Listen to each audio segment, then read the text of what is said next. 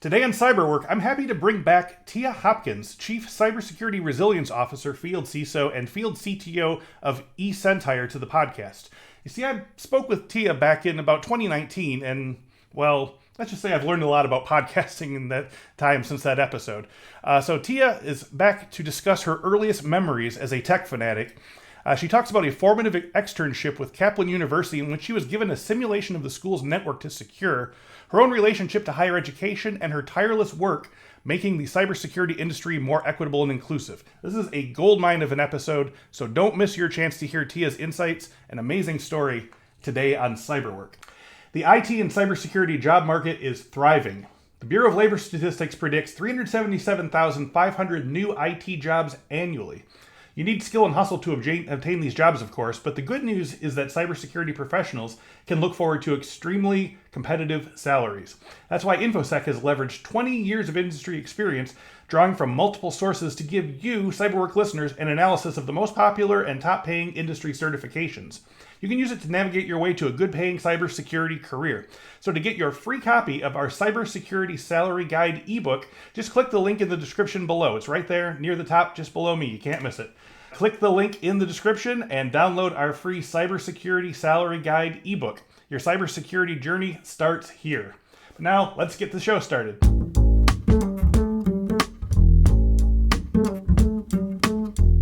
Hello and welcome to this week's episode of the Cyberwork Podcast. My guests are a cross-section of cybersecurity industry thought leaders, and our goal is to help you learn about cybersecurity trends and how those trends affect the work of Infosec professionals, as well as leave you with some tips and advice for breaking in or moving up the ladder in the cybersecurity industry. My guest today, Tia Hopkins, is actually a returning guest. I'm really excited to have her on again. She is the Chief Cyber Resilience Officer and Field CTO at eSentire, with over 2 decades in IT and cybersecurity. She's an adjunct professor, a women's tackle football coach, a keynote speaker, a published author, and LinkedIn learning instructor. Tia holds multiple certifications, CISSP, CISM, GSLC, and degrees, bachelor, master's, MBA, and is pursuing a PhD in cybersecurity leadership. Recognized for her contributions, she has earned numerous awards, including SC Media's Outstanding Educator and the SANS Difference Makers People's Choice Award for Team Leader of the Year. Tia is also a member of the Forbes Technology Council and has been featured in well-known publications such as the Wall Street Journal, Dark Reading, and Information Week. She contributed a chapter to the book The Rise of Cyberwomen, Volume 2, and is co-author of 2 best-selling books, Hack the Cybersecurity Interview and Securing Our Future, Embracing the Resilience and Brilliance of Black Women in Cyber. Tia is also the founder of Empower Her Cybersecurity, a nonprofit organization aimed at inspiring and empowering women of color to pursue cybersecurity careers, and she sits on the board of Cyversity, which is a nonprofit association dedicated to diversifying, educating, and empowering women, traditionally underrepresented minorities, and veterans in their pursuit and growth within the cybersecurity industry. So I want to have Tia back on the show because, frankly, last time I was not a very good interviewer, and I don't feel like I allowed her to tell her full story, and I'm really looking forward to hearing more about Tia and your entire career journey, your cyber journey. So thank you so much for joining me today, and welcome back to Cyberwork. Yeah, absolutely. Thanks for having me. Glad to be here. Absolutely. I'm glad to have you back. So, Tia, I want to start with your educational and career history, which obviously speaks to a massive love of IT and cybersecurity and information assurance, going back as far as my reading about my guests on LinkedIn can document. So can you tell our listeners how you first got interested in tech, computers, and specifically the security of these machines? What was the initial spark of interest? Yeah, I mean, I think the initial spark of interest kind of became, that was tech, but it became more of an evolution to the securing of the technology. I always had a thing for tech. I probably shared this with you last time we chatted, but I got my first computer when I was 12. And instead of, doing what all of my peers were doing, connecting it to my dial-up connection and going on America Online, AOL, to date myself, I took it apart because I wanted to see the components. I wanted to see how it worked. Of course, my mom wasn't very happy about that. So I also built my first computer at 12 because I had to put the thing back together and help me if it didn't work. But that sort of followed me, all the way through high school and into college, I really didn't know what it meant. I just knew I liked technology. People were like, you're good with computers, you should do computers. And it's funny because Mm-hmm. as you were reading through my bio, I was getting a little embarrassed as you were, reading my certifications, degrees. I do have 4 degrees, but I was a 4-time college dropout first. So I got it wrong a lot. But when I got it together and, got a job in IT, and became an IT director, the security component came of it because at the time I didn't have a degree and I didn't have any certification. I was like, I got to figure out what I want to be when I grow up. And when I did the market research at the time, the options that came back were like cloud, Mm. DevOps, and cybersecurity. And cloud I felt was too new. I didn't feel good about it. I was Yeah. not interested in coding, tried it. I was pretty good at it, but didn't love it. But cybersecurity really spoke to me, and turns out I was doing elements of it in my day to day anyway. So the way I like to categorize it is I chose it chose me back, and we've been choosing each other ever since. That's awesome. I love that story. If you don't mind, I mean, feel free to say no or whatever. But could you tell me a bit about some of the setbacks in terms of you said you were a 4-time college dropout, but like were those also in sort of tech situations and you just didn't feel like the right thing? Because I think we learn a lot from people's trying something and it doesn't work and so forth. Was there anything particular that that sort of influenced you to sort of go in the direction that you did go?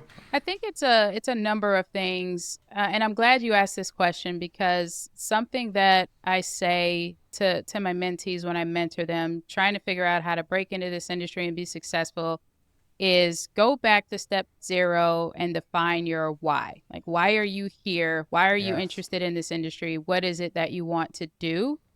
Because that keeps you grounded, right? Because that's where your passion and your fuel is going to come from versus just doing it because someone else told you it's a good idea. Like, it's hard enough to get Yep. up in the morning and be an adult without having to get up and do something that you don't love to do, right? So Sure make is. sure you're Yeah, trying to do absolutely. something you love to do. But to directly answer your question, I think that was my problem with education. I was going to school, pursuing a college degree because, I was a straight A student and that's what you do. You graduate, you go to college, you get a job, but I was Mm-hmm. not choosing my college, degrees and paths out of passion. It was just you're good with computers, do computers. So my very first attempt was for a computer engineering degree. And what I know today about that, which I didn't know then, is I'm not a computer engineer. I have an engineer's mentality. I am an engineer at heart, but my passion is being a technologist. I prefer to Hmm. solve problems with technology rather than build the technology that solves the problems. But that was a main one that ties to the know your why. The rest of them were for a number of reasons, finances, timing, things like that. Sure. But at the core of it, had I been doing those things out of passion and knowing why I was doing them at the time, when you're doing something you love and you're passionate about it, you find a way. But because I didn't have Yep. that why, it was very easy for me to say, well, because of this circumstance or because of that circumstance, this is not the right approach. This is not the right time. Yep. But once I found my why and what I loved and what I wanted to achieve and do for myself in this industry, it was, I mean, I finished 1 degree and then another and then another, and the certs came, and, I was unstoppable at Yeah. that point.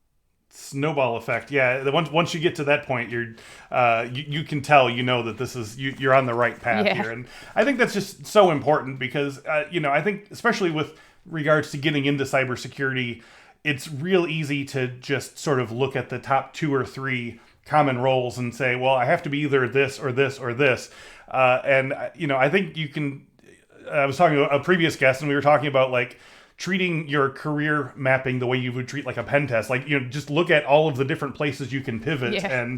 and make sure that you look at all your options. I mean, if I had followed my grade school passion, I would be in chemical engineering right now. But some things just don't work out. But in your case, it's much better because you found your why, and I just found out I'm not any good at physics. So, Physics is tough, man. That's actually what ran me away from engineering. That physics course, that was tough. Man. yeah, there was a calculus-based physics class that I was this close to failing before I took it past fail, and it was scary. Yeah. Woof, bad news.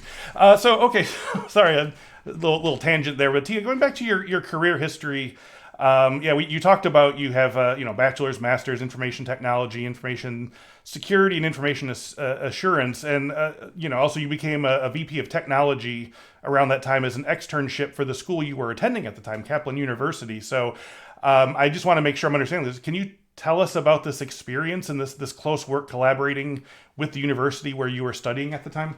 Yeah, this is a really cool experience, like something that I'd not had exposure to before. So it was a real business. It was an extension of the university, but the business was run by students. So, the group of students that I was with were responsible for the IT infrastructure. So that's everything from storage and backups to the website to security. So we had a bunch of different students from different disciplines in different roles. And we had to solve whatever the business problem was at the time, So coming into the program, there are students that are exiting the program. So you get to experience doing handoffs and transitions. You're meeting people for the first time. So in my role as a leader, I had to get to know my team, quickly understand what their strengths were, combine that with the problems that needed to be solved. So it was an incredibly immersive and accelerated experience. Of course, the stakes were lower than they would be in a regular business, right? Because it was designed to enable students to gain the experience. So it's not like we were going to like impact market value or something like that if we didn't that's do the what I right was wondering things. about. Yeah. So there is sort of an element of sort of like a parameters around it in terms of like what aspect. Yes. I guess could you sort of explain that a little Yeah, better? so there are aspects of it, like, things that were directly tied to the university, like we were walled off from Okay. that, and we were guided by faculty. And so I faculty see. would check Okay. in on Okay. us and have meetings with us, and, faculty would lay out what needed to be done. We would have to report back on progress and things like that. But we did not have access to, we weren't running the university's infrastructure, for example. So this was Okay. staged. But like I said, it was staged as if it was running a real business, but staged for students to gain the experience. Amazing. Yeah. That sounds really cool. I mean, do you know, is that sort of a common thing in higher ed, or did you really have kind of like a privileged situation there that was like extra exciting, I guess? I think I really got lucky. I mean, I think I can Yeah, say, I went to I've 4 definitely other heard that. schools before that. That was not an opportunity at those. I didn't experience it again after that. So I really think I got lucky to Cool. have that. I love that. That sounds like so much fun, and just like such a great way to, again, really sort of solidify like what you are good at, what you really like doing, and what you're ready to do next. And I think that would be an awesome thing. So I want to stay in higher ed for just a moment, if you don't mind, because you have this incredible set of higher education credentials, including a PhD in cybersecurity leadership. So I hadn't heard that necessarily as a discipline before, but alongside your studies, you've also been a professor at several higher learning institutions, including your current ongoing role at Yeshiva University. So clearly, education's an enormous part of your security passion. Tia, could you talk about the role of graduate level learning and teaching around cybersecurity, and also specifically cybersecurity leadership and management? Yeah, for sure. First, I want to say I'm pursuing my PhD. I don't want to Okay. like claim All that. right. We're on the path Yes, here. we're on the Yeah. path. That's hard work, so I don't want to claim it till I've done it. But Got it. yeah, I think education is important to me, and the reason that I got involved, I would say, at the collegiate level, separate from my own pursuit of a doctorate level degree, is there's a side of education that is understanding the history and the theory, and then there's a side of education as it relates to cybersecurity specifically that needs to be applied. And when I Mm. decided to get into higher education, what really pushed me toward it was witnessing too many academic programs telling students that they were being prepared for the cybersecurity industry when in reality they were only being prepared with cybersecurity knowledge in theory.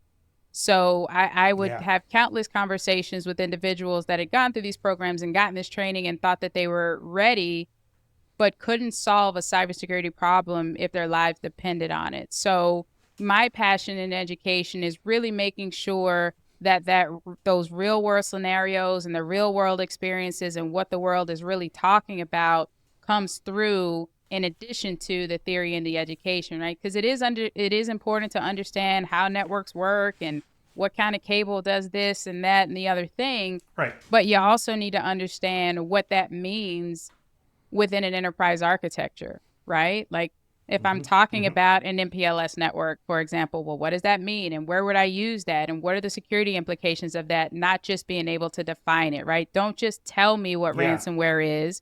What are the implications of ransomware and how do I protect an organization against it? So that's why it's my passion. And I think it's really important to the industry because, you know, every day someone mentions cybersecurity, you probably also hear skills gap somewhere in that conversation, right? And if we don't start to close that gap and close it in a meaningful way, we're going to be in a lot of trouble.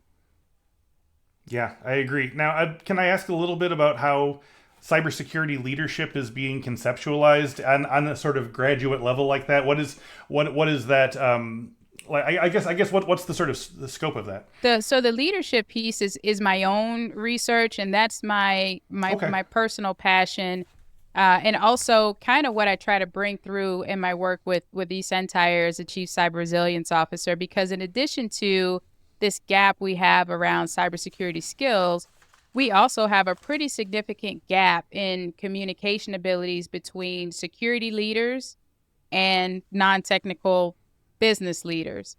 And if we don't bridge that gap, you know, that poses economic challenges, right? You think about the SEC cyber rules and the implications of that on publicly traded companies having to disclose and potentially impacting, you know, their market value.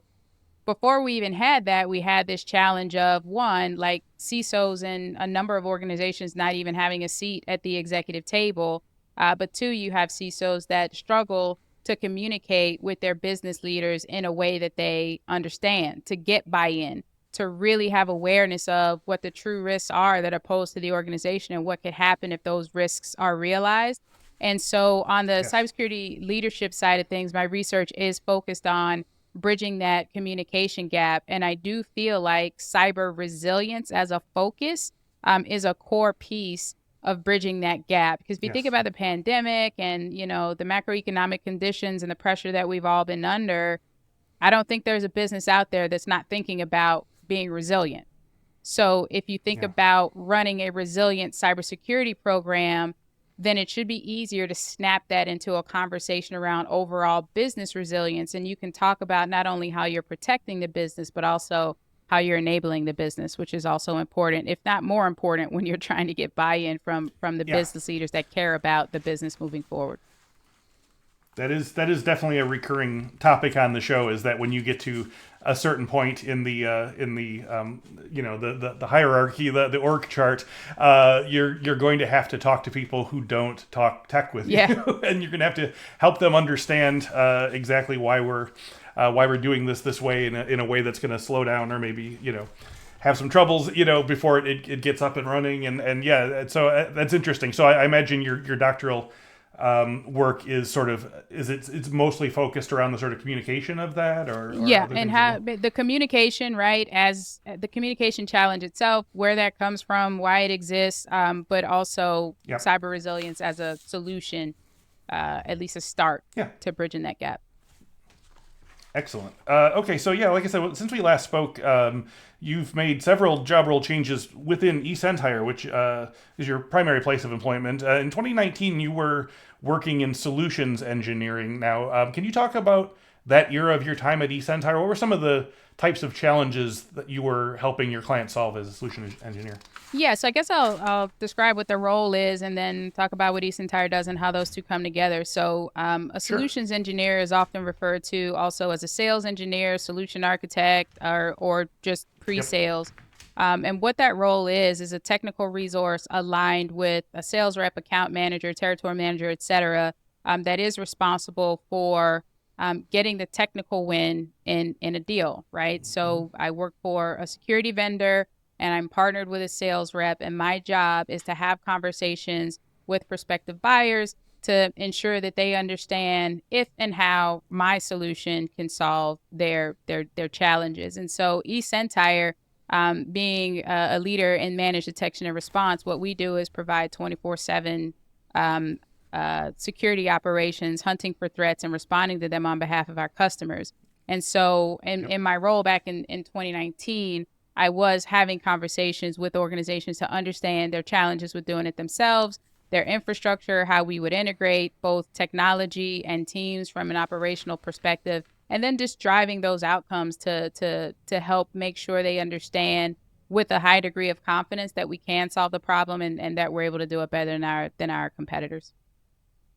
Yeah, and I guess I wanted to sort of focus on that specifically because, again, talking about not all of the sort of roles being as well known as other ones, I feel like I've only really started hearing people talk, excitedly about solutions engineer in the last couple of years, even though it's been around forever. Yeah. But I think people think, oh, you're just a salesperson or whatever. But it requires a fairly high level of security and technical knowledge to know your product inside and out, and to know exactly all the different things, I suppose, that could go wrong with your client, and saying, okay, this maps to this maps to this, and so forth. And I think, so I just want to sort of, again, sort of on behalf of our listeners, point that out as another very exciting and viable way to get into cybersecurity is through sort of solutions engineering like that. Oh, yeah, absolutely. And there's a degree of business acumen that comes along with that as well, right? Because if I know I'm talking to someone that has a limited budget, I can't position my entire portfolio to them. I have to understand, like, if they're worried about certain regulatory compliance, are there ways they will integrate that will violate those things? So that it is a good way to really understand the technical aspects of things and the business side of things. And in that role, you just kind of have to slide the lever depending on the audience that you're speaking with, right? Yeah. Now, from later on in 2019, solutions engineer became VP Global Solutions Architecture. Now, I'm a little less familiar with that job role. Can you tell our listeners what the sort of like the level up was in that particular spot? So basically, to simplify it, I went from being an individual contributor on the team to leading the global team.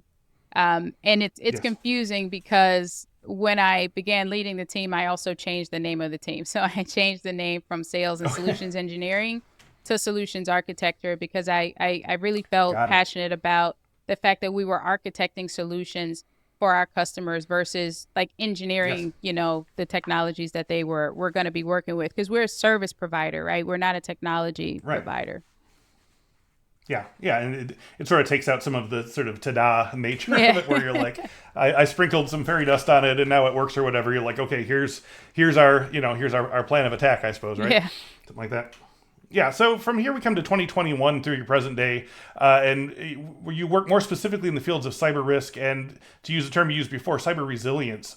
So can you talk about what changed in the scope of your work and the challenges of it with this new position? Oh man, a lot changed in the scope of my work. I think, especially from VP of Global Solutions Architecture into Chief Cyber Resilience Officer. The biggest change is that when I led the Solutions Architecture team, I was part of the sales team. Even though I was still doing, a lot of evangelism, educating, speaking at conferences and things like that, I was still involved in helping us, close deals and things like that. Then I became, there was a role between VP of Global Solutions Architecture and Chief Cyber Resilience Officer, which was Field CTO, which I still carry that title with Chief Cyber Resilience Officer today. Okay. So Field CTO, I was still on the sales team, but I was not leading teams anymore. It was 100% evangelism, speaking, running workshops, doing market research, working with our product teams and our partners to ensure that we were developing meaningful products to take to market and driving the outcomes that the market was looking for. And so that led me down this path of, getting all hopped up on cyber risk. So a few years ago, my soapbox was, we need to quantify cyber risk. We need to stop chasing maturity. We need to understand where our biggest problems are. We need to address those. And then I got to the point where I said, risk is important and it is what we focus on, but it's not the end all be all. And I got to resilience because just because you do a great job reducing risk does not necessarily mean that if something happens, you have the ability to prevent business disruption, which is what cyber resilience is all about, right? So with risk, it's like you're identifying where your risks are, you're assessing what that impact might be to the business, and you're making your prioritization decisions around, your mitigation efforts. And then some of those risks you don't want to mitigate. You avoid them or you transfer them with like cyber insurance or something like that. But when it comes to resilience, and I'll give you the NIST definition of it. So for the listeners, in December of 2021, NIST released special publication 800-160, Volume 2, Revision 1. I'm pretty sure I got that right. And it was all about developing cyber resilient systems.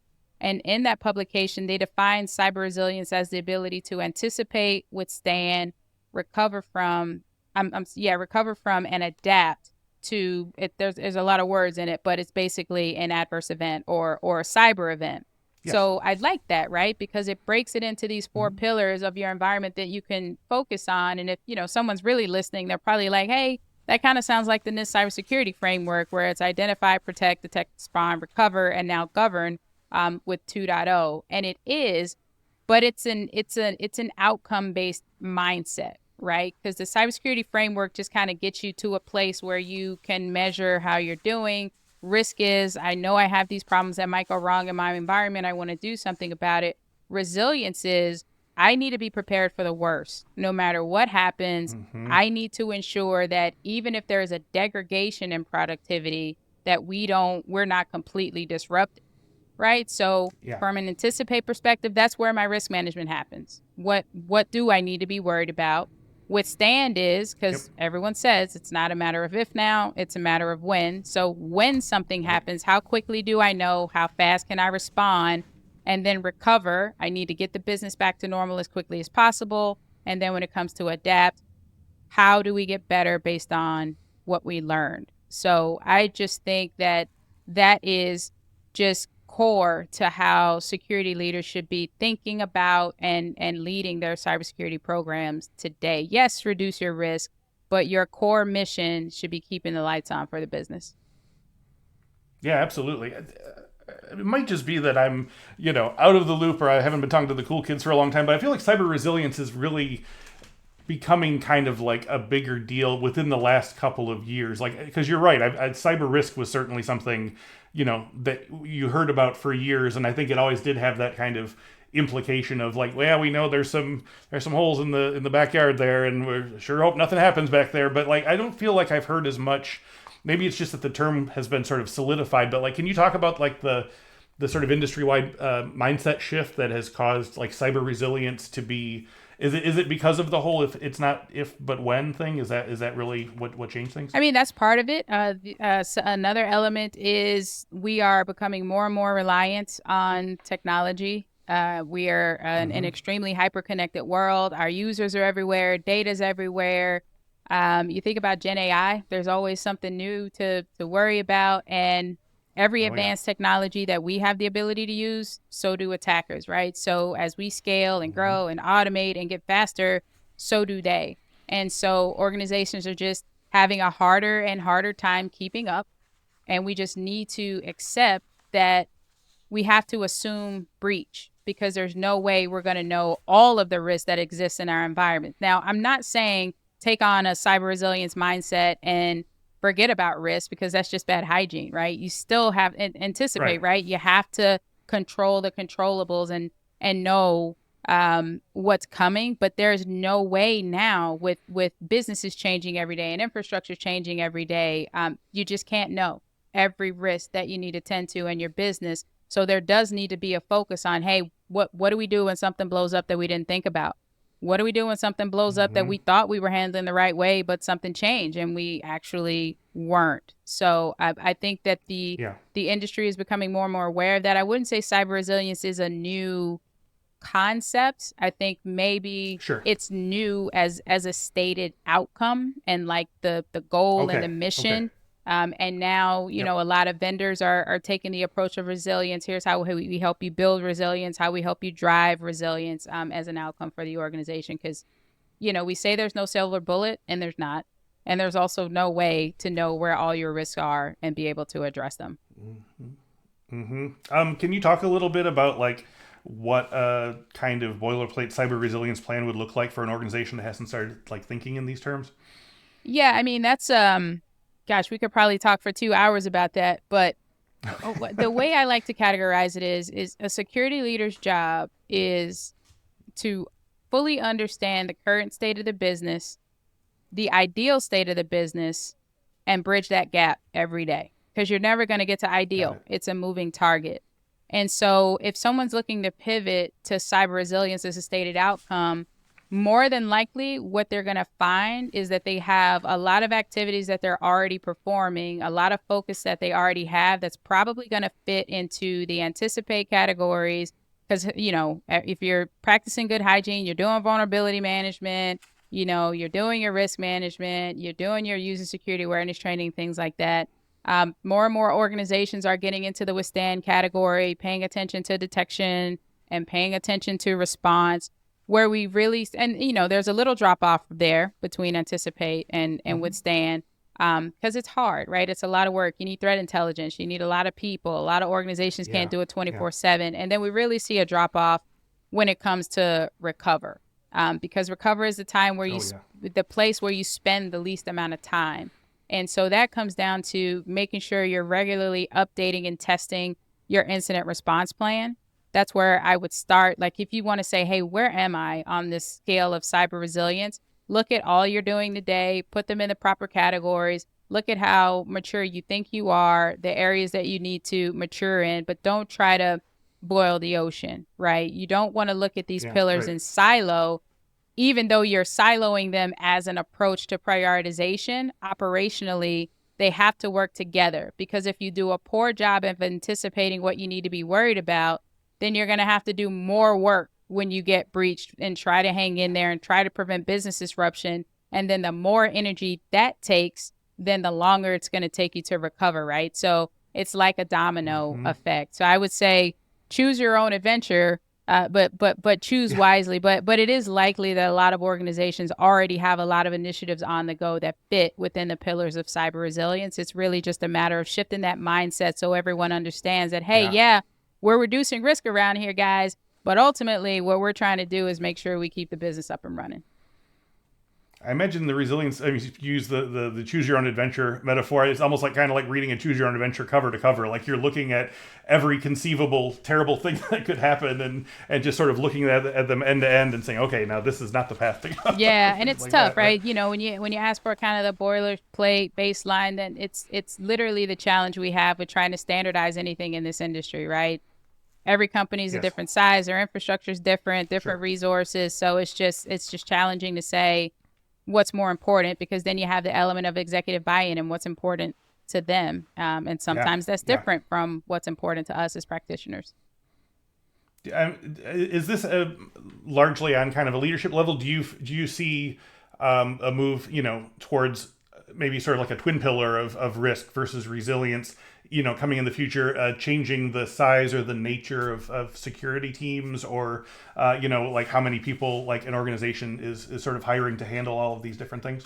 I mean, today I think you have a version of that, right? You have CISOs that are responsible for both risk and security. I'll say security instead of resilience. And then you have risk teams that report into like a chief privacy officer, and then the CISO is just on the side of security. So I don't think much will change in terms of how organizations approach that, because it does come down to the needs of the business. I will say, though, that if resilience is a corporate focus, because right now I'm talking about it as a focus within the security team, so it's going to fall within wherever security falls.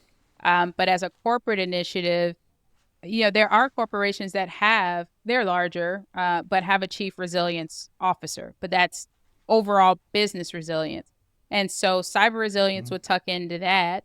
But then risk would have different lanes as well. There's enterprise risk, there's cyber risk, all the different types of risk with that as well. So in my mind, if we're limiting it to security, risk becomes part of resilience. Resilience is the umbrella and outcome around all of it, but a CISO could lead it all. A resilience officer could lead it all. A privacy officer, I'm not so sure because, there's a lot of technical things involved. But I do think even if the privacy officer didn't lead it all, a very strong partnership with the CISO or with the resilience officer would be required to drive meaningful outcomes. Excellent, thank you. I appreciate the sort of insights on that. So I want to talk about the job force and the career advice and so forth. I'm always happy to talk to people who are actively involved in, as you say in your mission statement, creating the next generation of cybersecurity professionals that is as diverse and inclusive as possible. And as you insightfully put it, our adversaries come from all backgrounds and perspectives, and so should we. So can you tell our listeners about some of the work that you do in attracting and retaining diverse and inclusive cybersecurity talent? What are some ways that you've been able to move the needle forward in an industry that hasn't been very good at choosing to do so of its own volition? Yeah, I mean, I think most of what I do is through volunteer work. So you mentioned that I founded Empower Cybersecurity. So what I do in that organization is really kind of lower the perceived barrier to entry into cybersecurity because it can become a confidence thing, So debunk the myths, to tell folks what they should really be paying attention to, et cetera, to basically widen the pool that's out there. And then outside that, having conversations with organizations about how to open themselves up more to new talent. Because, a lot of times when we talk about diversity, it's age, it's ethnicity, it's gender and things like that. But entry level is a diverse lens as well. Right? Because someone that has been in this industry, like myself, 20, 25 years, I'm going to have a different view on what's really going on in the world versus someone that is just getting educated on it, just kind of seeing what the market looks like, et cetera. And so those are the things I do externally. I'm involved with Cyversity as well. So I do a lot of work with nonprofits that are looking to diversify the talent pool. And then on the other side of that, every time I have the opportunity to talk to an organization about the cybersecurity skills gap and how we can do a better job of that, diversity is a large part of the answer to how we get there. Well, lowering the barrier to entry is a term I use all the time as well, because I think they're really, again, for people who are steeped in this their entire life and love it, and you know their why, so to speak, from very early on. It's worth remembering that a lot of people would be very good in this role, but like you said, have confidence issues or accessibility issues or any number of things. Can you talk about some of the specific things that you do with your organization to lower the barrier to entry? Yeah, I mean, so I can just talk you through the program. So we run a program called Differentiate You, and it's a 6-month program that really focuses on the individual, because there are a lot of great organizations out there that focus on women of color from a technical skills perspective, like, Black Girls Hack or Women's Society of Cyber Jitsu focuses on all women. My organization focuses on the individual, because there's no shortage of resources and training and books and stuff that someone can go out and get and learn everything about cybersecurity. But what does it mean to them personally? And so my program is intended to boost confidence by providing visibility, I would say. So when they first come into the program, we call it the discovery phase, and they learn about themselves. We put them through a workforce DISC assessment so they understand how they show up in the workplace, how that might impact them. Then take them through an exercise called Ikigai. I'm not sure if you're familiar with Ikigai, but it's a Japanese term. It means purpose. So, what are you passionate about? What can you make money doing? What does the world need? And you answer these questions. And at the center of all, where this intersects, that's your purpose, your passion. So now you've got all discovery about yourself. We then go off and we do research on careers, because now you know who you are, why you're here, what you want your 9 to 5 or your 8 p.m. to 2 a.m. to look like, or whatever that is. let's go see what jobs are out Mm-hmm. there. And we are very deliberate about ensuring that cohort members know that there is a technical path that you can go down, but there's also a non-technical path that you can go down. So lowering that barrier to entry for me is know who you are, know what you bring to the table, but also know that someone else's path in doesn't have to be your path in. And you don't have to be this awesome programmer or this technical wizard to get into the industry. But after that, we go through goal setting, how to read job descriptions and prepare for job interviews. We talk about mental health. And then as a complement to that, we do provide access to a technical training platform. Love that. Oh, that's super inspiring, and I love that it's a cohort based thing, and that you have 6 months to really sort of drill into that. So I'm thrilled that you're involved in doing that. Thank you for clarifying that. And we'll have a link in the description to get people if they're interested in learning more.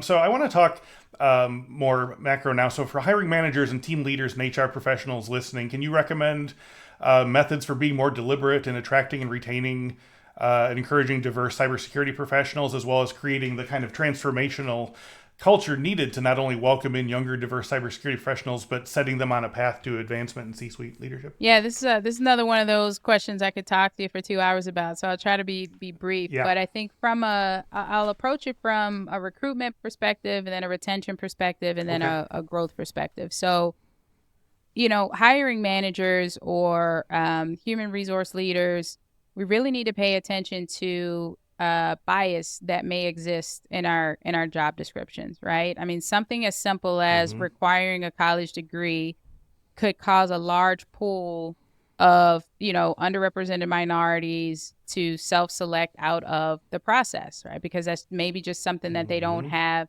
access to. Like I said, I'm a 4-time college dropout, and if I'd read a job description for the job that I had and it required a degree, I would have said, well, I don't have one. And, who knows what my career trajectory would have been. Yeah. So just really looking at those job descriptions and paying attention to anything that might just cause someone to self-select out. I don't have specific examples of this, but I talk to, people that do this for a living. They pay attention to these things like, diversity, equity, and inclusion leaders. And they say there are job postings that a woman would read and it would make her feel like the company is a boys club. So she would self-select out, right? So just paying attention to any language or requirements that would generate a bias that maybe we're not aware of. Also, realistic requirement. There is a running joke of requiring a number of years in experience of a technology that hasn't been around as long as the required experience is asking for, or, requiring a CISSP for an entry-level role, things like that. So let's just make sure the roles are realistic. But from a retention perspective, when you bring diverse talent in, you have to make sure your company is ready for diverse talent.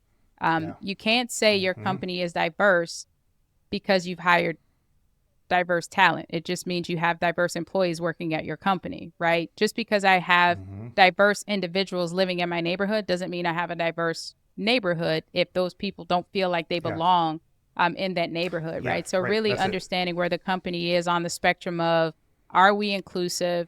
Do we have a culture where diverse individuals will join this company and feel like there's a place for them? And I mean, we can get off the topic of age, gender, ethnicity, race, and get into neurodiversity, for example. If you hire a neurodiverse individual, will they have the opportunity, will they feel comfortable sharing with you any accommodations that they need, right, to perform the job well?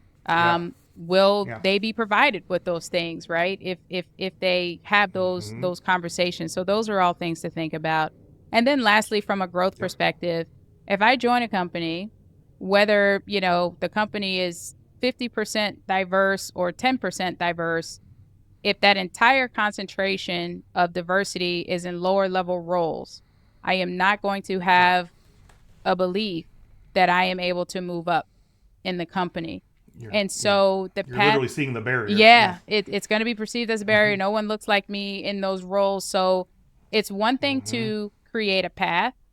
and say, we've got mentorship programs and we've got stretch opportunities and special projects and things like that. But those are all kind of going through the motions unless there's true opportunity there and representation of what's possible. So that's something that all things that I think organizations should be thinking about. Yeah, no, absolutely, and that's something that's I'm hearing a lot more since I started doing this 5 years ago, and it seems like people are at least asking the right questions and hopefully are willing to act on them a little more than they have been up to this point. So, so speaking to I guess the sort of complexity of getting into cybersecurity now, many of our guests started working in security at a time when maybe we could say the needed knowledge base was still being written and a lot less complex than it is now. If you were starting in cybersecurity today, Tia, what career mapping strategies would you adopt in 2024? Career mapping strategies. Or learning strategy, like, just it feels like there's a lot more of like you have to kind of like get your arms around a lot of possibilities, you know what I mean? Yeah, no, there are a lot of possibilities. I mean, there's, 50 plus domains in security. There's subdomains under those domains. So what do you do? Where do you go? And that's why I really think it's important to understand yourself and what you're passionate about. Like, if you're a pattern seeker and you like to find not just a needle in a haystack, but you like to find a needle in a stack of needles, then hey, SOC analyst might be the role for you.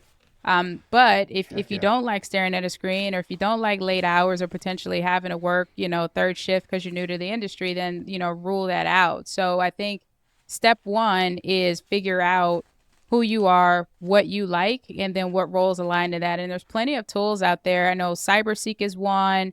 The NICE framework is another one where you can like look at skills that align with roles. Like there's plenty of tools out there that show kind of high level what the roles are, what the day-to-day looks like, the skills that are required, and some of them even map out to the most relevant certifications that you might want to go after. But in addition to that, because that's, you take a bunch of data, you got to distill it down, simplify it, come up with some themes. You still want to have informational conversations with people that are doing the job, right? Make sure if you read something that said cybersecurity analyst and you like the description, talk to someone that's a cybersecurity analyst and make sure they're actually doing what you think that role is before you go down a path investing in certifications and education and get a job. Like, oh my goodness, this is not at all what I thought it was. So long-winded way of saying I would do a ton of research. I would use myself to filter the roles that I target, and then I would further filter based on additional research and conversations of with people doing the job and real world examples. Yeah, that's fabulous advice. That's exactly what I was going to say in terms of again, we said at the top of the show, but there are a lot more than 2 or 3 or 5 cybersecurity roles now, and a lot more ways that you can really get excited about something. Recent guest made identity and access management sound like the most fun thing I've ever heard in my life, and maybe you're the next IAM, fanatic, or you're the next, mobile forensics, fanatic, whatever. I think it's really, important not to sort of narrow yourself down to it's either this thing that I'm not sure if I can do or nothing at all, or I'll move on. And I think that's a really good point too. Like if you're going to ask a security analyst what they do, make sure you ask them what they don't like. Yeah. Because you have to make sure it's not something you can't stand and would never be able to figure out. So, all right. Well, I want to ask you about your book, Hack the Cybersecurity Interview. I want to ask about both your books now. I didn't put that into the questions there, but can you talk first about Hack the Cybersecurity Interview? And then after that, we want to talk about securing our future. Yeah, sure. So Hack the Cybersecurity Interview is a book I co-authored with Chris Boulon and Ken Underhill, both awesome guys. The book is basically a compilation of a number of cybersecurity roles, a definition around what the role is, what you can expect salary-wise, functionally, and then a bunch of tips around interview questions and approach to interviews to help you prepare for when you get those roles. And I thought it was a cool book to write when we wrote it. And I'm not a person that's like, oh my gosh, I wrote a book, look at me, and we're selling all these books. But I got really excited when we started to get feedback from people saying they bought the book, they read the book, they used some of the tips, they landed a job, or they felt so Yeah. much better in the interview. So that's the type of impact that I was hoping to have when I said yes to helping write the book, and we're definitely doing that. So I'm really excited about it. I love that. And also, I saw it had a foreword by the amazing Mary Galloway, which I'm always happy to talk about Mary as well. But yeah, so can you tell me also about securing our future, embracing the resilience and brilliance of Black women in cyber? 1000%. And yeah, Mary Galloway is a good friend of mine, and she's actually in this book with me as Excellent. well. So this book, Ah, cool. yeah, Love it. it's an anthology. So 16 Black women came together and told their stories in this book, Hmm. but for the purpose of like kind of providing like a Bible to someone that's interested, doesn't necessarily have to be a woman of color, but anyone interested in getting into industry. Like our stories show pretty much that anyone can get into this industry. We all had things that we had to overcome. We all had things that scared us. Mm-hmm. We all had, different paths. I mean, you've got everything from executives to privacy attorneys to analysts to, GRC Mm-hmm. folks. So it's a widespread of it's diversity within diversity, which is Yeah, interesting. yeah. So another book that's having a tremendous impact. My goal for this one was for anyone interested in getting to this field to be able to see themselves in cybersecurity through relating to someone in this book, and that is the feedback that we're getting about this one as well. So another impactful success. Heck yeah. Yeah. Obviously, you have so many passions for all the things that you do. But what's your favorite part of the work that you do? What's the thing that excites you? And as you said, get you out of bed in the morning. I'm a problem solver. I think the thing that drives me nuts and Mm-hmm. fuels me with cybersecurity is that it's never the same problem every day. Even if it looks like the same Yeah. problem, something has changed and you have to solve it a different way. So I really enjoy what I like to say is turning chaos into music. So put me in a room where nothing makes Ooh. sense and I will thrive. Put me in a room where it's not very challenging and I'll probably get bored. I could build Mm-hmm. a skyscraper, but I would struggle to build a sandcastle. That's how I am. I can do the hard things, but the less complex things, Yeah. not so much. But that's Yep. definitely what fuels me about it. I'm a problem solver, and these Hmm. are important problems to solve. Folks are under a lot of pressure trying to solve them, and so I'm just doing my part to have some sort of scale and share my knowledge and bring more people in with that knowledge, so we can just continue to take this industry forward. Amazing. When you use the metaphor of finding a needle in a needle stack, I was like, okay, I feel like that had to have at least partially come from your excitement for, like you said, like tackling big problems and Yeah. so forth. Because I've never heard that before, and that rules. Okay, so before we go, Tia, I just want to ask one more question here. What's the best career advice you ever received, whether it was from a parent or a mentor or a teacher or a colleague or something you read in a book, where you want? Yeah, this is a really good question. I'm glad you asked it, especially on a podcast like this. Yeah, I don't even know if this individual really knew they were giving me advice at the time, but it was a Yeah. game changer for me. It was around the time that I was transitioning from individual contributor into executive leadership. And as an Hmm. individual contributor, we've been talking about it. We're chasing degrees, we're getting certifications, we just keep building up our knowledge and our skills and our Yes. capabilities. But this individual, I was having a conversation with him one day, and he said, there's a big difference between working in the business versus working on the business, right? And so, as Hmm. individual contributors, we're working in the business, right? We're keeping the business running. We're doing our part to make sure that, whatever our company Yep. produces, that it continues to produce those things.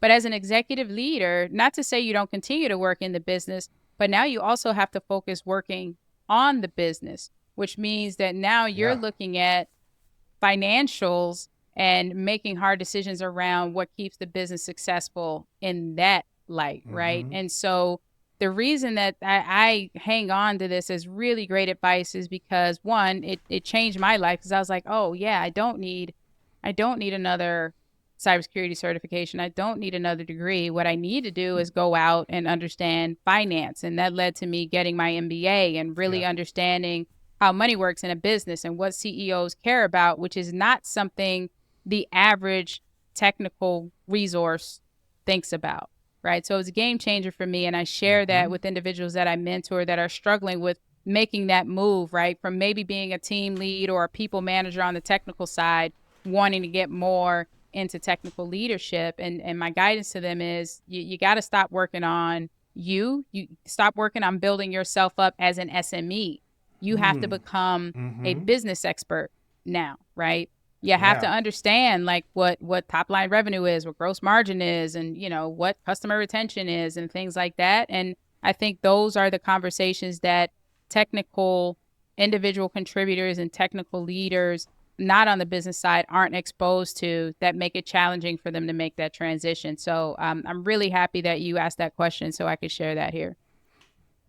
Yeah, I appreciate that because that is it's been a recurring motif on the podcast as well as is that there's that particularly sort of friction filled barrier of I don't want to stop doing the fun stuff that I do so that I can oversee other people or the company doing that fun stuff, and there's that feeling of like all my fun is receding into the distance. But I think that's such a really interesting mindset change of you're not working on yourself, you're working on the industry, you're working on your company and things like that. And I think that might help to sort of ease that mental transition along the way too. Look, I ran from leadership for a long time. I was like, I don't want to do it. I used to say it's not for me, but then I had to stop saying that because the opportunities continue to come, including that role that you mentioned, the VP of IT at Kaplan for an externship. I'm like, I'm just a student. I like VP, I don't want to lead people, but it kept happening. And I just, at some point I felt like I'd be irresponsible if I just didn't lean into the opportunity. And it was because I was afraid of, if I do less, then I'll be able to do less, but I'm still solving really hard and really important problems but still fighting to like hold on to what I know. 'Cause you still can't fall behind. I am an executive in the cybersecurity industry. So while I have to understand business, I do still need to understand what's happening in the cybersecurity industry. Yeah. So I think I've gotten lucky in that I have the perfect role where I get to marry the two. Yeah, if you want to take another cybersecurity certification or do a little, there's nothing wrong with that. You can do that too. That's fun. you got to keep your joy in there. So it's about time to wrap up here. And I could, like you said, we could talk for hours. This has been so much fun. But before we do, Tia Hopkins, could you tell our listeners about eSentire as well as, I mean, you talked a little bit about them, but tell our listeners what they are, what they do. Just give us the whole deal. Yeah, sure. So eSentire is the leader in managed detection and response. You may have heard the term SOC as a service, but essentially we monitor our customers' environments for threats 24/7. But the more important part is that we respond to them on our customers' behalf. So you think about the difference between getting a notification on a Friday night when you're not in the office that one of your machines is ransomed, and then you come in Monday morning and 300 of your machines are ransomed. If you're working with eSentire, we actually take action. So if we see a machine is ransomed, then we isolate it from the network. And when you come in on Monday, we're going to call you, of course. But if we don't get you when you come in on Monday, it's still going to be one machine that's ransomed. So that response piece is really important. And we do that by looking at different sources of telemetry across the environment, network, endpoint telemetry, cloud, vulnerabilities, and things like that. But overall, just trying to help our customers drive more resilient outcomes. We also have exposure management services. So we do vulnerability management, virtual CISO services, dark web monitoring, things like that. And then we have digital forensics and incident response as well. Fantastic. Yeah, no, that's well, you just sort of laid out a nightmare scenario there of a ransomed machine I'm just imagining that like Friday at like 6:59 or something. That's when it happens, right? On a holiday weekend. Yeah, of course. Yeah, exactly. Yeah, nice long weekend, so they can really stomp around in the in the network there. So, all right. Well, before we go, one last question: if our listeners want to learn more about you, Tia Hopkins, or eSentire, where should they look online? Yeah, so eSentire is eSentire.com. I have a website, tiahopkins.com. I think I'm most active on LinkedIn, probably. And I didn't mention this, and it ties into two of your questions. I'm a LinkedIn learning instructor, which you may have mentioned, but I do have a course tell more about that. On making room for entry-level talent in cybersecurity programs for security leaders. And then my most recent course is breaking down cyber resilience, helping organizations understand what that is and the impact it can have and how to implement that in their organization. Great. So if they follow you on LinkedIn, they'll be able to find your LinkedIn Absolutely. learning courses Yep. as well, I assume. Absolutely. Okay, great. Well, thank you so much for coming back on the show, Tia. It's been such a pleasure reconnecting with you. I really appreciate it. Yeah, thanks for having me.